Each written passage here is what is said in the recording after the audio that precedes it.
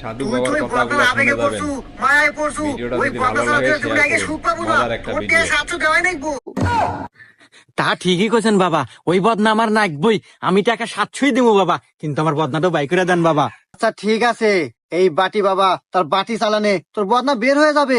তুই এখন আমাকে বল তোর বদনা হারালো কিভাবে, কোথা থেকে হারালো, সবকিছু খুলে ক। ওকে বাবা, শোনেন তাইলে।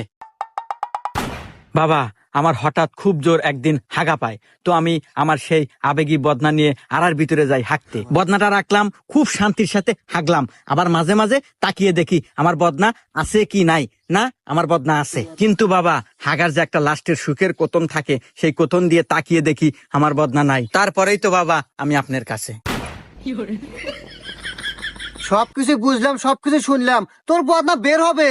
তুই এখন আমাদের নিয়ে চল ওই জায়গায় যেখান থেকে তোর বদনা হারাইছে। আচ্ছা বাবা, চলেন তাইলে। বাবা রে